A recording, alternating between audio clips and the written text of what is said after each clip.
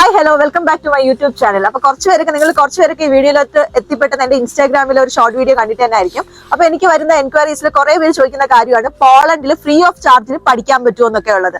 So അങ്ങനെ അതിനെപ്പറ്റി കൂടുതൽ അറിയാൻ ആഗ്രഹിക്കുന്ന സ്റ്റുഡൻസിന് യൂസ്ഫുൾ ആവുന്ന കരുതുന്ന ഒരു വീഡിയോ ആണിത്. അപ്പൊ ഇന്ന് എന്റെ ഈ വീഡിയോയിൽ ജോയിൻ ചെയ്യാൻ പോകുന്ന എന്റെ ക്ലോസ് ആയിട്ടുള്ള രണ്ട് ഫ്രണ്ട്സ് ആണ് സാക്കി ആൻഡ് ശ്രുതി. ഇവർ രണ്ടൊരു യൂണിവേഴ്സിറ്റി ഓഫ് വാഴ്സോ എന്നുള്ള യൂണിവേഴ്സിറ്റിയിൽ ഫ്രീ ഓഫ് ചാർജിൽ പഠിക്കുന്നവരാണ്. ഒരാള് ഫ്രീ ഓഫ് ചാർജിൽ പഠിക്കുന്ന ആളാണ്, മറ്റേ ആൾ ഇറാസ്മസ് എന്ന് പറയുന്ന സ്കോളർഷിപ്പ് കിട്ടി വന്ന ആളാണ്. സോ അവരുടെ ആ ഒരു പ്രോസസ് എങ്ങനെയായിരുന്നു, അവരുടെ ആ ഒരു ജേർണി എങ്ങനെയായിരുന്നു എന്നതിനെ പറ്റി കൂടുതൽ അറിയാനാണ് ഇന്നത്തെ വീഡിയോ. സോ എല്ലാവർക്കും എന്റെ വീഡിയോയിലേക്ക് സ്വാഗതം. സാക്കി ഇവിടെ ഏത് ഡിപ്പാർട്ട്മെന്റാണ്? ഞാനിപ്പോൾ ഇവിടെ ആർക്കിയോളജി ഡിപ്പാർട്ട്മെന്റിലാണ് ഞാനിപ്പം ചെയ്യുന്നത്. എൻ്റെ ബാച്ചിലേഴ്സ് ചെയ്യുവാണ്. ഞാനിത് ചൂസ് ചെയ്യാൻ കാര്യം, ഞാൻ എൻ്റെ ഒരു കസിൻ ഇവിടെ ഉണ്ട്. അദ്ദേഹം പറയാണ് ഞാൻ യൂണിവേഴ്സിറ്റി ഓഫ് വാഴ്സോ ഞാൻ അറിഞ്ഞത് അതിനെപ്പറ്റി. അപ്പം ഞാൻ അതിൻ്റെ ഡീറ്റെയിൽസ് ഞാൻ വെബ്സൈറ്റിലെല്ലാം കാര്യങ്ങൾ നോക്കിയപ്പം എനിക്കതിന് മനസ്സിലായി ഫ്രീ ഓഫ് ചാർജ് ആണ് കോസ്റ്റ് എന്ന്.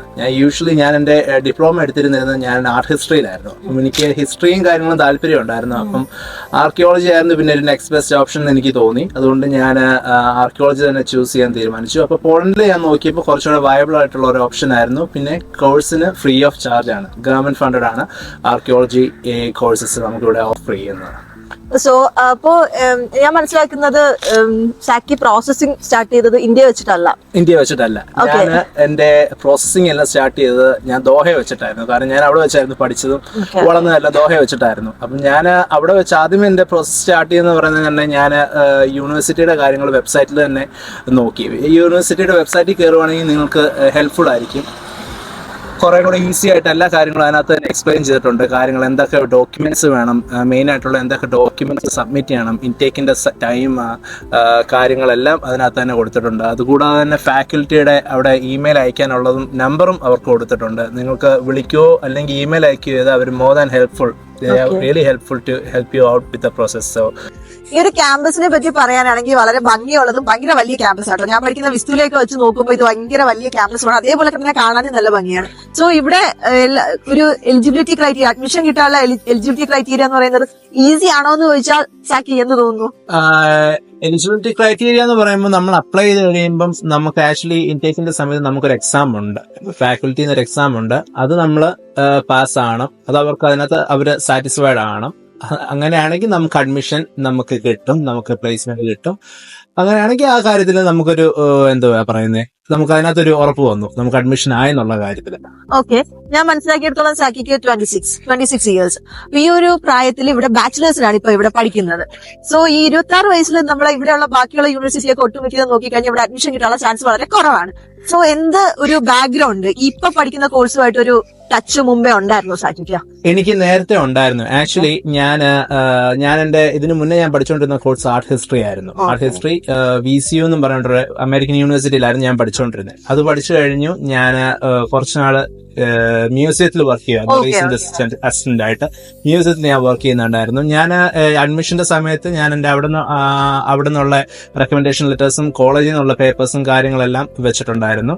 സോ എനിക്ക് തോന്നുന്നത് അതൊരു ഹെൽപ്ഫുൾ ആയിരുന്നു. എന്റെ ഒരു അഡ്മിഷന്റെ ഒരു കാര്യത്തിനകത്ത് എനിക്ക് ഹെൽപ്ഫുൾ ആയിരുന്നു. പിന്നെ എനിക്കൊരു പാഷൻ ഉണ്ടായിരുന്നു, ഹിസ്റ്ററിയും കാര്യങ്ങളും തന്നെയായിട്ട് എനിക്ക് പോകണം എന്നുള്ളത്. അതുകൊണ്ട് തന്നെയാണ് പിന്നെ ഞാൻ ആർക്കിയോളജിയും ചൂസ് ചെയ്യാനുള്ള കാര്യം. ഓക്കെ ശ്രുതി, അപ്പൊ നിന്റെ ജേർണി എങ്ങനെയാണ് ഈ പോളണ്ടിലോട്ട് എത്തിപ്പെട്ടത്, ഇറ്റലിയിൽ നിന്ന്? ആക്ച്വലി ഞാൻ യൂറോപ്യൻ യൂണിയന്റെ സ്റ്റുഡന്റ് എക്സ്ചേഞ്ച് പ്രോഗ്രാം എന്ന് പറഞ്ഞിട്ട് ഇറാസ്മസ് ഓപ്ഷനിലാണ് ഇങ്ങോട്ട് വന്നത്, വിത്ത് സ്കോളർഷിപ്പോടുകൂടി. അതിന് നമുക്ക് ഒരു ഈ ആക്ച്വലി ഇറാസ്മസ് എന്ന് പറഞ്ഞു കഴിഞ്ഞാൽ ഒരു അക്കാഡമിക് ഇയറിൽ നമുക്ക് കൺട്രീസോ അല്ലെങ്കിൽ ഇഷ്ടമുള്ള യൂണിവേഴ്സിറ്റി ചൂസ് ചെയ്യാം. എനിക്ക് വന്നപ്പോൾ ഞാനിത് 2022 ഇറ്റലിയിൽ എത്തുന്നത്. ആ ടൈമിൽ തന്നെയാണ് ഞാൻ എന്റെ ഫസ്റ്റ് ഇറാസ്മസ് അപ്ലൈ ചെയ്യുന്നത്.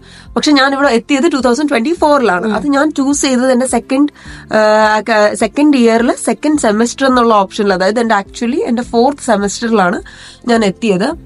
ഇതിന്റെ total options around 200-250 universities European union അകത്ത് വരുന്ന യൂണിവേഴ്സിറ്റീസ് ഉണ്ടായിരുന്നു. അതിൽ ഞാൻ എന്റെ ഫസ്റ്റ് ഓപ്ഷൻ ആയിട്ട് കൊടുത്തത് യൂണിവേഴ്സിറ്റി ഓഫ് വാർസോ ആയിരുന്നു. ഞാൻ അവിടെ ചെയ്ത പ്രോഗ്രാം MSc ഫൈനാൻസ്. പക്ഷെ ഞാൻ ഇവിടെ ചെയ്യുന്നത് അതും നമ്മുടെ ഇഷ്ടത്തിന് നമുക്ക് എന്തൊക്കെയാണോ കോഴ്സസ് എടുക്കാൻ ഉള്ളത് നമുക്കത് ചൂസ് ചെയ്യാം. അപ്പൊ എന്റെ ഒരു സബ്ജക്ട് വരുന്നത് മാനേജ്മെന്റിലാണ്, ഒരു സബ്ജക്ട് വരുന്നത് ഫൈനാൻസിലാണ്, വേറെ സബ്ജക്ട് വരുന്നത് വേറെ കമ്മ്യൂണിക്കേഷൻ, ഇൻവെസ്റ്റ്മെന്റ്, മാർക്കറ്റ് റിലേറ്റ് ചെയ്തതിലാണ്. അപ്പോൾ അതെല്ലാം കുറച്ച് ഫ്ലെക്സിബിൾ ആണ്. നമുക്ക് ഇഷ്ടത്തിന് സബ്ജക്ട്സ് ചൂസ് ചെയ്ത് നമുക്ക് നമ്മുടെ സ്റ്റഡി പ്രോഗ്രാം കൊണ്ടുപോകാൻ പറ്റും. ഓൾറെഡി നമ്മൾ അപ്ലൈ ചെയ്യുന്ന ടൈമിൽ സ്റ്റേക്കുള്ള ഓപ്ഷൻ സ്റ്റുഡന്റ് ഡോമിറ്ററി എന്നൊരു ഓപ്ഷൻ ഉണ്ടായിരുന്നു. ഞാൻ ജസ്റ്റ് ഒരു ട്രയൽ വെറുതെ ട്രൈ ചെയ്ത് നോക്കാമെന്ന് പറഞ്ഞ് കൊടുത്തതാണ്. ആക്ച്വലി അത് വലിയൊരു ബ്ലെസ്സിങ് ആയി. അറൌണ്ട് €100, €120 മാത്രമേ ഞാൻ എന്റെ ഡോമിൽ പേ ചെയ്യുന്നുള്ളൂ. ഓക്കെ, അപ്പോൾ അവിടെ ഒരു ഡബിൾ റൂം ആണ് കിട്ടിയത്. ആക്ച്വലി ഇവിടെ വന്നാൽ അക്കോമഡേഷൻ കിട്ടാൻ കുറച്ച് ബുദ്ധിമുട്ടുണ്ട്. അപ്പൊ അതും ആ ഒരു ഓപ്ഷനും കൂടെ ഉണ്ടായിരുന്നു. അത് കിട്ടിയത് കൊണ്ട് വളരെ ബ്ലെസ്സിങ് ആയി. ഓക്കെ, ശരിക്കും സാക്കിയും സെയിം യൂണിവേഴ്സിറ്റി ഹൗസിൽ തന്നെയാണ് താമസിക്കുന്നത് അല്ലേ? അതെ അതെ, ഞാനും സെയിം യൂണിവേഴ്സിറ്റിയുടെ ഡോമിറ്ററി തന്നെയാണ് താമസിക്കുന്നത്. ഞാനും അപ്ലൈ ചെയ്തപ്പം എനിക്ക് അവർ അതിനുള്ള ഓപ്ഷൻസും കാര്യങ്ങളും അപ്പം തന്നെ ചെയ്തു തന്നായിരുന്നു.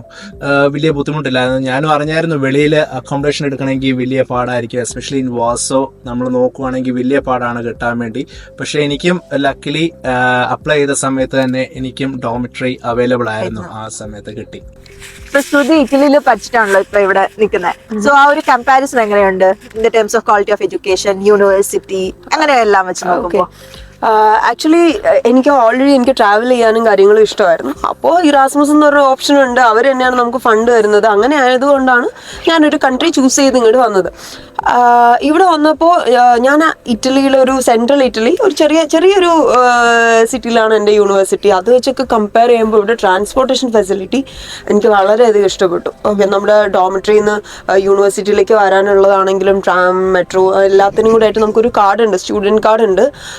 അതിൽ നമ്മൾ 3 മാസത്തേക്കുള്ളത് പേയ്മെന്റ് ചെയ്തു. അപ്പോൾ നമുക്ക് ഫ്രീ ആയിട്ട് അൺലിമിറ്റഡ് ആയിട്ട് എത്ര വേണോ ട്രാവൽ ചെയ്യാം എന്നുള്ളത് ആ ഒരു കാര്യം എനിക്കിഷ്ടമായി. പിന്നെ ക്വാളിറ്റി ഓഫ് എഡ്യൂക്കേഷൻ, ക്ലാസ്സും കാര്യങ്ങളും അറ്റൻഡ് ചെയ്തിടത്തോളം രണ്ടും എനിക്ക് സിമിലർ ആയിട്ട് തോന്നി. പിന്നെ എക്സാം പാറ്റേൺസിന് ഒരുപാട് ഡിഫറൻസ് ഉണ്ട്. ഇറ്റലിയിൽ നമുക്ക് എക്സാംസ് നമുക്ക് ചൂസ് ചെയ്തെടുക്കാം. അതായത് ഒരു പ്രൊഫസറിൻ്റെ അടുത്ത് ഒരു എക്സാം തന്നെ ഒരു അക്കാഡമിക് ഇയറിൽ നമുക്കൊരു 4 ടൈംസ് വരെ എഴുതാൻ പറ്റും. ഇവിടെ അതങ്ങനെയല്ല. പിന്നെ ക്ലാസ്സും കാര്യങ്ങളും അറ്റൻഡൻസ് കുറച്ച് സ്ട്രിക്റ്റ് ആണ്, അറ്റൻഡൻസ് കമ്പൽസറി ആണ്. പ്രസന്റേഷനും കാര്യങ്ങളും ബാക്കിയെല്ലാം സിമിലർ ആയിട്ട് തോന്നി, ഓക്കെ ആണ്.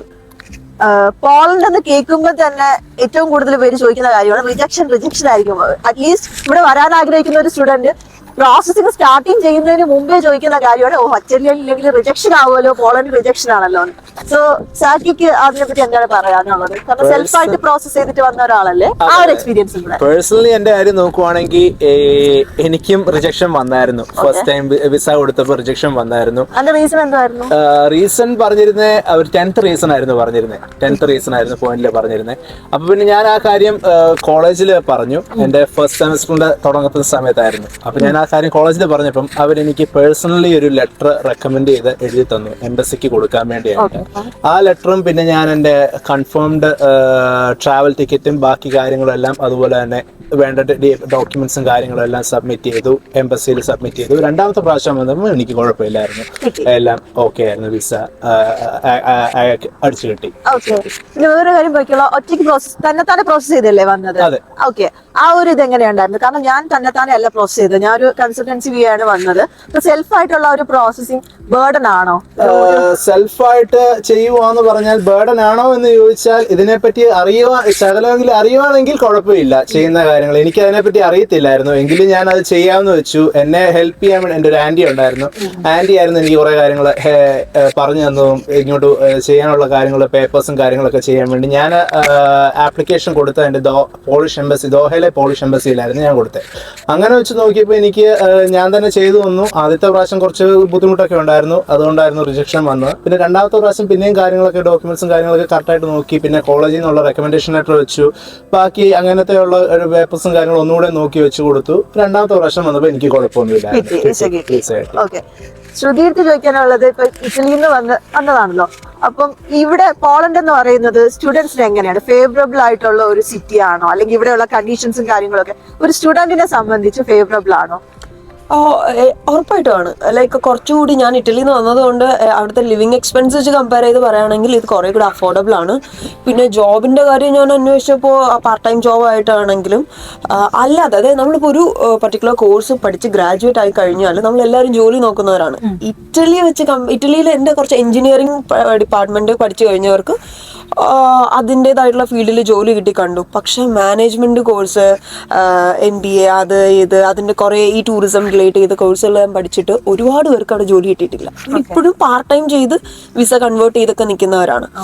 വർക്ക് വിസയിലോട്ടൊക്കെ മാറ്റി അഡ്ജസ്റ്റ് ചെയ്ത് നിൽക്കുന്നതാണ്. അപ്പൊ നമ്മൾ ഇത്രയും പഠിച്ച കാര്യങ്ങൾ വേറൊരു കൺട്രി വന്ന് ഗ്രാജുവേറ്റ് ആയി പഠിച്ചു കഴിഞ്ഞിട്ട് വേറെ എന്തെങ്കിലും ജോലി ചെയ്യണതിനെക്കാട്ടിൽ ബെറ്റർ എന്ന് പറഞ്ഞാൽ അതാത് ഫീൽഡിൽ ജോലി ചെയ്യാനാണ്. ഈ പോളണ്ടിൽ വന്ന് ഞാൻ ആക്ച്വലി ഞാൻ പോളണ്ട് ചൂസ് ചെയ്തതിൽ ആ ഒരു റീസണും കൂടി ഉണ്ടായിരുന്നു. ഇവിടെ നമ്മൾ പഠിച്ച് ഗ്രാജുവേറ്റ് ആയി കഴിഞ്ഞാൽ ഇവിടെ ഒരുപാട് കമ്പനീസ് ഉണ്ട്, നമുക്ക് അപ്ലൈ ചെയ്യാനും ജോബ് സെർച്ച് ചെയ്യാനും കാര്യങ്ങൾക്കും കുറച്ചുകൂടി ഞാൻ അന്വേഷിച്ചിടത്തോളം അതാണ് കുറച്ചുകൂടി റിലയബിൾ ആയിട്ടുള്ള കാര്യം. നമുക്ക് ജോലി എന്നുള്ളൊരു കാര്യം ഫോക്കസ് ചെയ്യുകയാണെങ്കിൽ ഇവിടെ കുറച്ചുകൂടി ഓപ്പർച്യൂണിറ്റീസ് ഉണ്ടെന്ന് പറഞ്ഞു. പിന്നെ റിജക്ഷന്റെ കാര്യം പറഞ്ഞു കഴിഞ്ഞാൽ ഇറ്റലി എന്ന് പറയുന്ന ഒരു കൺട്രി ഏറ്റവും കൂടുതൽ റിജക്ഷൻ ഫേസ് ചെയ്യണം. എനിക്ക് ഒരുപാട് പേര് എനിക്ക് DM ചെയ്തിട്ടുണ്ട് എങ്ങനെയാണ് സ്റ്റുഡൻറ് പ്രോസസ്സിന്റെ കാര്യം. ആക്ച്വലി ഞാൻ 2022 വന്നു. ഞാൻ പറഞ്ഞു 2023 കുറച്ച് എനിക്ക് അത്രയും വേണ്ടപ്പെട്ടവരായിട്ടുള്ള എൻ്റെ കസിൻസ്, ഫ്രണ്ട്സ് ആയിട്ട് അത്രയും ക്ലോസ് ആയിട്ടുള്ളവർക്ക് വേണ്ടി ഞാൻ തന്നെ സ്റ്റുഡൻ്റ് ആയിട്ട് കുറച്ച് കാര്യങ്ങൾ എനിക്കറിയാവുന്ന കാര്യം ഹെൽപ്പ് ചെയ്ത് ചെയ്യാൻ നോക്കി. ഒരാൾക്ക് വിസ കിട്ടിയില്ല. ഓക്കെ, അപ്പോൾ എന്നാൽ എനിക്ക് ഒരു പർട്ടിക്കുലർ ഏജൻസിയുടെ പേര് പറയാൻ താല്പര്യമില്ല. ഒരുപാട് പേര് അതിന്റെ കുറെ ഗ്രൂപ്പിലൊക്കെ എന്നെ ആഡ് ചെയ്തിട്ടുണ്ടായിരുന്നു. ശരിക്കും പറഞ്ഞാൽ ഞാൻ അന്വേഷിച്ച് എനിക്ക് കുറച്ച് നമ്പേഴ്സ് എന്നുള്ള രീതിയിൽ ഒരു 10 പേർക്കകത്താണ് ലാസ്റ്റ് ഇയറിൽ ഇറ്റലിയിലേക്ക് സ്റ്റുഡന്റ് ആയിട്ട് വന്നത്. 10 പേർക്ക്. കേരളം മൊത്തത്തിൽ എന്ന് വെച്ചാൽ ഞാൻ ഈ ഒരുപാട് ഞാൻ എൻ്റെ വീഡിയോസ് ഒക്കെ അപ്ലോഡ് ചെയ്തേലോ അല്ലെങ്കിൽ ഈ ഇൻസ്റ്റാഗ്രാമിൽ റീൽസ് ഒക്കെ ഇട്ടതിനൊക്കെ വന്നിട്ട് എനിക്ക് മെസ്സേജ് ആയിട്ട് ചെയ്യുന്നതാണ്, എങ്ങനെയാണ് ഇറ്റലിയിൽ എനിക്ക് ഇങ്ങനെ അപ്ലൈ ചെയ്തു, ഇങ്ങനെ ചെയ്തു, അങ്ങനെ ചെയ്തു, എങ്ങനെ ചെയ്തു പറഞ്ഞിട്ടും അതായത് ഏജൻസി വഴിയായിട്ടും സ്വന്തമായിട്ട് ചെയ്തിട്ടും ഇറ്റലിയിൽ റിജക്ഷൻ ഭയങ്കര കൂടുതലാണ്. അത് വെച്ച് കമ്പയർ ചെയ്യുമ്പോൾ പോളണ്ടിൽ VFS ഡേറ്റ് കിട്ടാൻ കുറച്ച് ബുദ്ധിമുട്ടാണെന്ന് പറയുന്നെങ്കിലും കുട്ടികൾ വരുന്നുണ്ട്. നമ്മുടെ നാട്ടിൽ നിന്നാണെങ്കിലും അവർ ആ എഫേർട്ട് എടുക്കുന്നതിന് അവർക്ക് ആ റിസൾട്ട് കിട്ടുന്നുണ്ട്. പക്ഷെ ഇറ്റലി ആകെ ഒരു ഇൻടേക്ക് ആണുള്ളത്.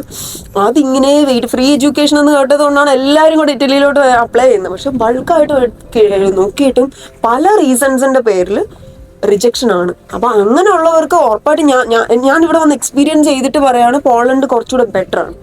ഓക്കെ, ആ ഒരു VFSന്റെ സ്ലോട്ടിന്റെ കാര്യം അത് കുറച്ചുകൂടെ എന്താ പറയുക, അതിനെ അറിയാവുന്ന ആൾക്കാരുമായിട്ടെല്ലാം കോൺടാക്ട് ചെയ്തു അല്ലെങ്കിൽ നല്ല കൺസൾട്ടൻസി ആയിട്ടും ഒക്കെ കൊടുത്തിട്ടാണെങ്കിൽ ബെറ്റർ ആയിട്ടുള്ള ഒരു ഓപ്ഷൻ പോളണ്ട് ആണ്. ബാക്കിയുള്ള കൺട്രീസിനെക്കാട്ടി ഫീസും കാര്യങ്ങളും എല്ലാം എനിക്ക് കമ്പയർ ചെയ്ത് ഞാൻ ഈ കാര്യങ്ങളെല്ലാം നോക്കിയിട്ട് ഫീസ് സ്ട്രക്ചർ ആണെങ്കിലും ലൈഫായിട്ടുള്ള ജോലി റിലേറ്റ് ചെയ്ത കാര്യങ്ങളാണെങ്കിലും ഇവിടുത്തെ എക്സ്പെൻസും കാര്യങ്ങളായിട്ടാണെങ്കിലും എല്ലാം പോളണ്ട് കുറച്ചുകൂടി ബെറ്റർ ആയിട്ട് എനിക്ക് തോന്നുന്നു. ഓക്കെ, അപ്പൊ സാക്കിയുടെ ഇവിടെ ഒരു മന്തിലെ എക്സ്പെൻസ് എങ്ങനെ വരുന്നുണ്ട്? അതുപോലെ തന്നെ ഇവിടെ വന്നതേ ഉള്ളെന്ന് എനിക്ക് അറിയാം, 1 month ആയിട്ടേ ഉള്ളൂ. പാർട്ട് ടൈം എന്നുള്ള ഒരു നോക്കുന്നുണ്ടോ? അങ്ങനെ ചെയ്യാൻ ഉദ്ദേശിക്കുന്നുണ്ടോ? ഉണ്ട്, പാർട്ട് ടൈം ചെയ്യാൻ ഞാൻ നോക്കുന്നുണ്ട്. അറ്റ് ദ മോമെന്റ് ഞാൻ ജോബ് സെർച്ചിങ്ങിലാണ് പാർട്ട് ടൈം ജോബിന്. പിന്നെ ഞാൻ അറിയാൻ പറ്റിയത് Poland relatively compare to other European cities അല്ലെങ്കിൽ യൂറോപ്യൻ കൺട്രീസ് വെച്ച് നോക്കുവാണെങ്കിൽ കുറച്ചുകൂടെ ചീപ്പറാണ്, റിലേറ്റീവ്ലി ചീപ്പറാണ് എന്ന് പറഞ്ഞ് ചീപ്പാന്നല്ല ഞാൻ പറഞ്ഞത്. It has it's expenses, living cost ഉണ്ട്. എന്നാലും റിലേറ്റീവ്ലി കമ്പയർ ചെയ്ത് നോക്കുമ്പം കുറച്ചും കൂടെയും എക്സ്പെൻസ് കുറഞ്ഞാണ്. പിന്നെ നിങ്ങൾക്ക് പിന്നെ കോസ്റ്റ് വരുന്നത് മെയിൻ ആയിട്ട് ഇവിടെ ഈ പോളണ്ടിൽ അല്ലെങ്കിൽ വാർസോയിൽ വന്നു കഴിഞ്ഞാൽ മെയിൻ ഒരു കോസ്റ്റ് വരുന്നതെന്ന് പറയുന്നത് നമ്മുടെ ലിവിംഗ് എക്സ്പെൻസിൽ നമ്മുടെ റെന്റ് ആണ് നമുക്ക് വരുന്നത്. അപ്പം റെന്റിന്റെ കാര്യത്തിൽ എനിക്ക് കോളേജ് തന്നെ ഡോമിറ്ററി ആയതുകൊണ്ട് ശകലം കുറവുണ്ട്. എനിക്ക് റെന്റ് മന്ത്ലി വരുന്ന റെന്റിനകത്ത് എനിക്ക് ശകലം കുറവുണ്ട്. അല്ലാതെ വെളിയിൽ നമ്മൾ നോക്കുവാണെങ്കിൽ കുറച്ചും കൂടെ എക്സ്പെൻസീവ് ആയിരിക്കും. കോളേജ് ഡോമിറ്ററി വെച്ച് നോക്കുമ്പോൾ വെളിയിലുള്ള കാര്യങ്ങൾ എക്സ്പെൻസീവ് ആയിരിക്കും. പിന്നെ നിങ്ങൾ വന്നു കഴിഞ്ഞപ്പോൾ ഞാനിപ്പോ ഇവിടെ വന്നു കഴിഞ്ഞപ്പോ 1 മാസം ആവുന്നേ ഉള്ളൂ. അതിൻ്റെതായ കുറച്ച് ചെലവും കാര്യങ്ങളൊക്കെ ഉണ്ട്, വന്നതിന്റെ ഒരു ചെലവും കാര്യങ്ങളൊക്കെ ഉണ്ട്. അല്ലാതെ ഞാൻ നോക്കുമ്പോൾ എനിക്ക് തോന്നുന്നു കുഴപ്പമില്ല, സോഫാർ കുഴപ്പമില്ല. പിന്നെ ഡോമിറ്ററി നിങ്ങൾ ചൂസ് ചെയ്യുന്നുണ്ടെങ്കിൽ അതും കൂടെ ആ ഒരു എക്സ്പെൻസ് കൂടെ കുറഞ്ഞിരിക്കും. പിന്നെ വെളിയിലാണ് എടുക്കുന്നെങ്കിൽ അതിന്റെ ശകലം വ്യത്യാസം കാണാൻ പറ്റും. പിന്നെ നമ്മുടെ ലിവിംഗ് എക്സ്പെൻസ് നമ്മുടെ ഓരോ താമസിക്കുന്ന രീതിയും കാര്യങ്ങളും അനുസരിച്ചിരിക്കും. അല്ലാതെ പൊതുവെ നോക്കുവാണെങ്കിൽ കുഴപ്പമില്ല. അപ്പോ ഇന്നത്തെ ഈ വീഡിയോ ഇതിനെപ്പറ്റി ഈ കോളേജ് യൂണിവേഴ്സിറ്റിയെ പറ്റി അല്ലെങ്കിൽ ഫ്രീ ഓഫ് ചാർജ് എഡ്യൂക്കേഷനെ പറ്റി അറിയാൻ ആഗ്രഹിക്കുന്ന കുറച്ച് പേർക്കെങ്കിലും യൂസ്ഫുൾ ആണെന്ന് വിചാരിക്കുന്നു. സോ ഇതിനെപ്പറ്റി കൂടുതൽ ഡീറ്റെയിൽസ് അറിയണമെങ്കിൽ ഞാൻ ഇവരുടെ ഇൻസ്റ്റാ ID എന്തായാലും കമന്റ് ബോക്സിൽ കൊടുത്തിരിക്കാം, ഡിസ്ക്രിപ്ഷനിൽ കൊടുത്തിരിക്കാം. അപ്പം അതിനെപ്പറ്റി കൂടുതലായിട്ട് അറിയണമെന്നുള്ളവർക്ക് ഇവർക്ക് DM ചെയ്യാവുന്നതാണ്. ഇപ്പോഴേ എടുക്കുമല്ലോ അല്ലേ? ഓക്കെ. അപ്പോ എഡ്യൂക്കേഷൻ ചോദിക്കുന്നത്. അപ്പൊ thank you so much guys. അപ്പം ഇനിയും ഇതേപോലെ ഇൻഫോർമേറ്റീവ് ആയിട്ടുള്ള വേറൊരു വീഡിയോ ആയിട്ട് വരുന്നത് വരെ ടാറ്റാ ബൈ ബൈ.